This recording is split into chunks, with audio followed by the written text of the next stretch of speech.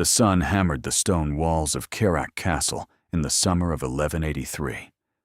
Reynald de Châtillon stood on the battlements, his eyes fixed on the desert horizon, where the caravans from Mecca moved like small brown rivers against the gold of the sand. He had a plan. Reynald had been a prisoner in Aleppo for 16 years. 16 years of stone walls, of listening to the call to prayer from a cell, of watching his own power decay into a rumor. When the ransom finally came, he emerged not humbled, but hardened. What he learned in that cell was not patience, it was geometry. Here is what most people believe about the Crusades. They think it was a clash of civilizations, a war of faith against faith, a simple line drawn between the cross and the crescent. And that is true, but only at the surface. The deeper current has almost nothing to do with religion at all. If you have ever read a textbook account of the Kingdom of Jerusalem, you know the narrative. The Franks held the coast, the Muslims held the interior, and the conflict sputtered along for 2 centuries, with occasional massacres and temporary truces. It sounds like a stalemate drawn in blood. But Reynald de Châtillon saw something that no one else did. He saw a map differently. The standard history tells you that the Crusader states survived because of castles. Massive fortifications like Crac des Chevaliers, built by the Hospitallers, where the walls were 5 meters thick and the garrison could hold out for years. Siege towers, trebuchets, the whole machinery of medieval fortification. That is what the textbooks emphasize. And they are not wrong, but they miss the essential factor. Reynald did not care about holding a castle. He cared about holding a line, not a line on the ground, a line on a map, a line that connected the Red Sea to the Mediterranean, that ran from the Gulf of Aqaba straight into the heart of the Levant. If that shift in perspective, seeing a map as a web of arteries rather than a patch of territory, made you pause, you already sense why this channel exists. We trace the hidden lines that empires fight over, but never name. Subscribe to keep uncovering the deep geography behind every conflict, because understanding where the pressure points lie changes how you read any war. Tell me in the comments which single supply line from history you think was the most vulnerable. This Red Sea corridor, the Silk Road, or something else entirely. Imagine the Kingdom of Jerusalem as the Crusaders saw it. A narrow strip of coastline, stretching from Antioch in the north to the Sinai in the south. Inland, the Fatimids and the Zengids, and then Saladin. The kingdom was a spine of cities clinging to the coast, with the desert pressing against it like a hand. Everyone assumed that the desert was a natural barrier, that it protected the interior Muslim states from Crusader incursion, that the war would always be fought on the coastal plain, near the ports where European reinforcements landed. But Reynald had been in that cell in Aleppo for 16 years. He had heard the merchants talk. He knew the caravan routes better than any Frank alive. He knew that the Red Sea was not a boundary, it was a highway. In 1182, Reynald was released. By 1183, he was lord of Kerak and Montreal, the 2 great fortresses east of the Jordan River. He controlled the King's Highway, the ancient route that connected Damascus to the Red Sea, and he saw the weakness. The Muslim world was not united. Saladin was building his empire, but the pilgrimage routes, the trade routes, the annual convoys of spices and silk from Yemen to Cairo, they all ran through the Red Sea. And Reynald controlled the northern approach to it. What most people do not understand about the Crusades is how thin the Crusader logistics actually were. The Kingdom of Jerusalem could field at most 3,000 knights. Against Saladin's armies, which could reach 30,000, the Franks were always outnumbered 10-1. The only reason the kingdom survived at all was because the Muslim world was fractured. Reynald understood that the fracture would not last forever. He understood that if he did not break the Muslim economy before it consolidated, his kingdom was dead. So he did something that shocked both sides. In the winter of 1182, he built a fleet, not on the Mediterranean, which Saladin's admirals controlled, but on the Red Sea. He disassembled ships at Kerak, carried the timbers on camels through the desert to the port of Ayla, and reassembled them on the shore of the Red Sea. It was an engineering feat that should have been impossible. You need to understand the scale. The distance from Kerak to Ayla is over 150 kilometers of arid mountain and dry wadi. A ship's hull weighs several tons. The fact that Reynald managed to move even one vessel overland is a logistical miracle. He moved 5. When Saladin learned what Reynald was doing, he reportedly laughed. The Franks were landlocked, he reasoned. They had no access to the Red Sea.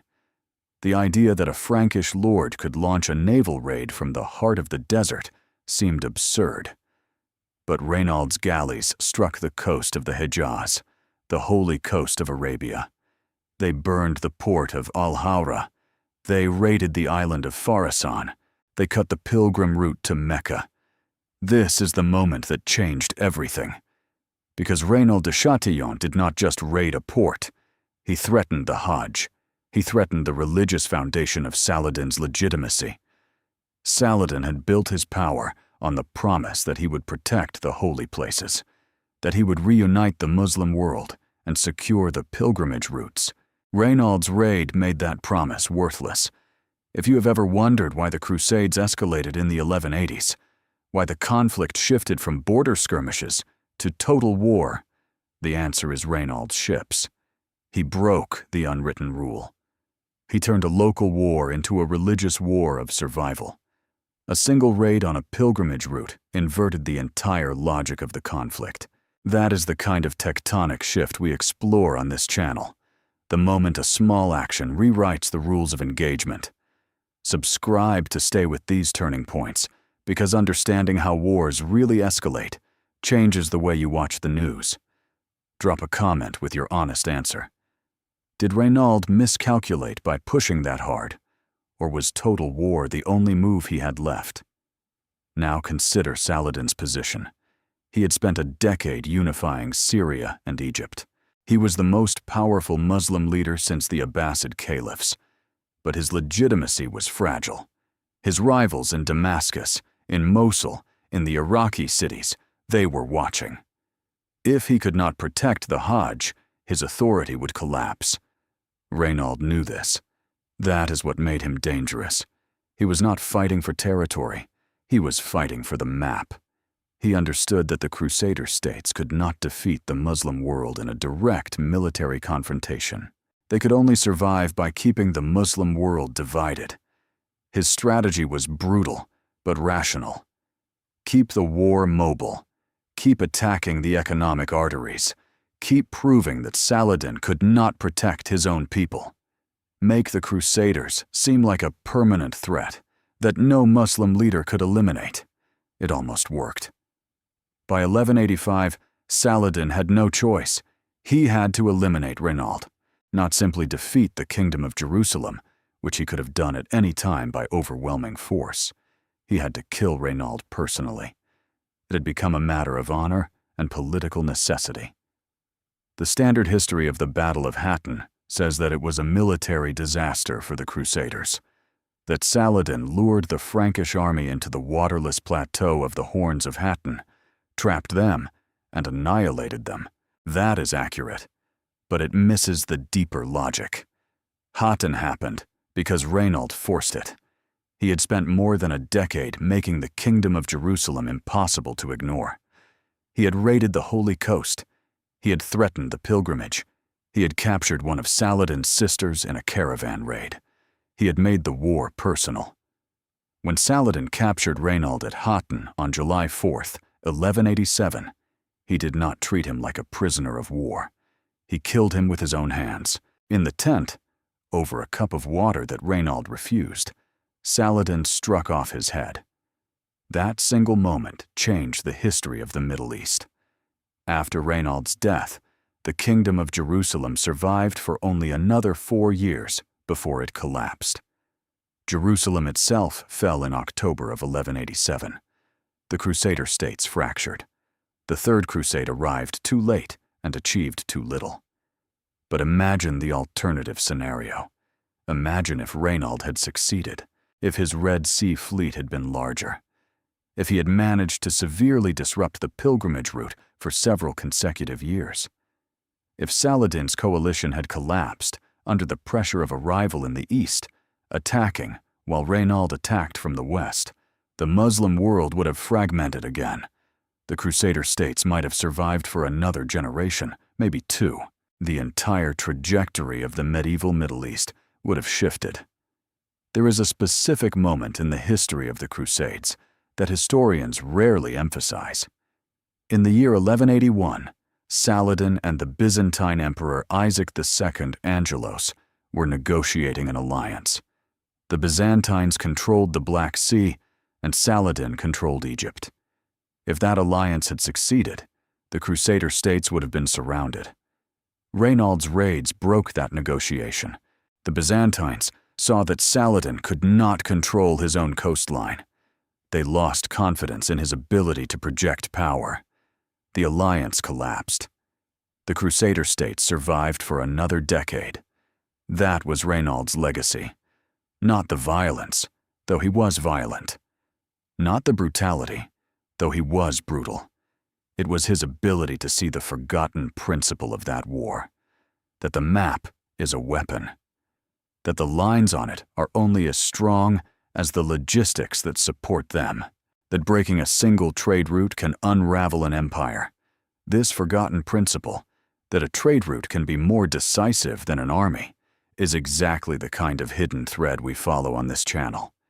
If you want to see more of these deep structural forces that textbooks gloss over, subscribe so you never miss the next revelation.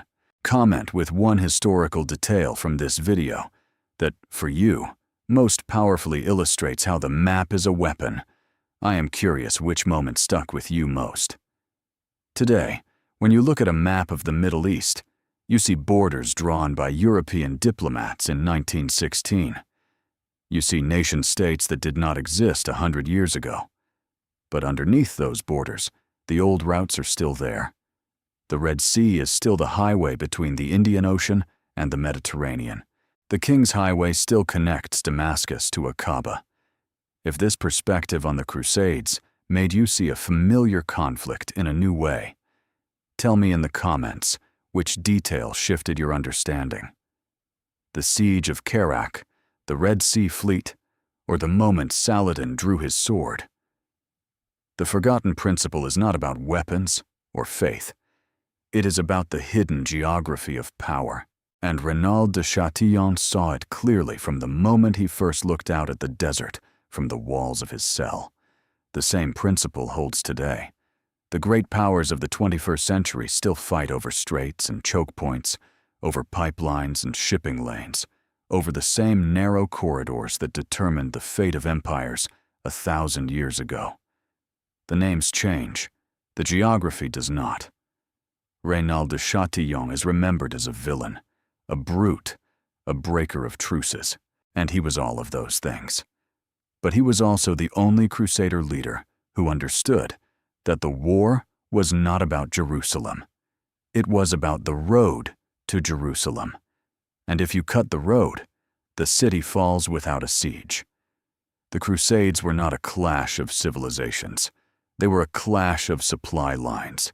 The side that controlled the routes controlled the war, and the side that forgot that principle lost everything. When you look at any conflict today, ask yourself the same question Reynald asked from the walls of Kerak. Not who is right, not who is wrong, but where does their food come from?